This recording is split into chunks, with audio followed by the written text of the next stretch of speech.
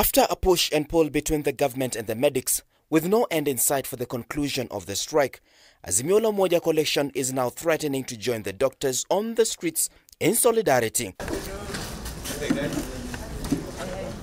The coalition is calling out Interior Cabinet Secretary Kithure Kindiki, who outlawed the doctors' demos on grounds that they were in contempt of court. It is their constitutional right under Article 37. And if this government, instead of addressing the problem, the root cause of this, is going to use tear gas and force against the doctors and force them off the streets, as Azimio, we are ready to come out to stand with them. Personally, I don't think I have a lot of regard for these CSCs. Whether they resign or they don't resign, they are part and parcel of a regime that is failing its citizens. We are consulting. We are consulting, and if they do not stop this strike, obviously Kenyans are free to join.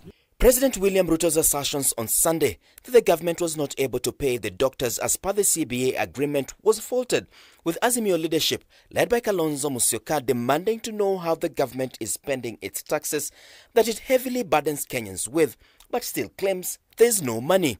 What are they doing with all this money? That is what Kenyans are asking. Why don't you have collected all the money from every Kenyan, bleeding, literally bleeding the economy in order to get money. So we can only come to one conclusion, that this is an extravagant regime. They want to be able to milk every penny out of the Kenyans and be able, and then even refuse to pay the doctor. Kalonzo argues that the government is preaching water while drinking wine on its austerity measures, while still adamant on creating new chief administrative secretary positions who will draw more money from taxpayers. We have established this morning that over 500 Kenyans have lost their lives following the doctor's strike. You may even want to compare that to Shakahola. And it looks like nobody seems to care. That you cannot, as a government, say you have no money to pay your doctors, and yet you have money to give new jobs called CSs, creating offices and rewarding your cronies who lost elections to most of these honorable members of parliament and who are going to be earning more than the honorable members of parliament. The coalition is further calling on the families of those who lost their lives due to the ongoing strike to present the names to them for court action. We shall soon call upon Kenyans to come and register with us the names of their loved ones who have died out of this negligence.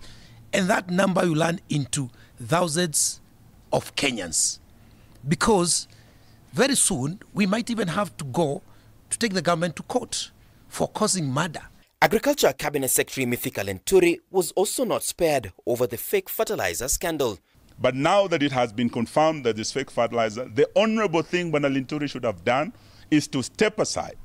And we are demanding as Azimio that the Minister for Agriculture should resign and allow investigations to get to the bottom of this scandal. Martin Opio, K24 TV, Nairobi.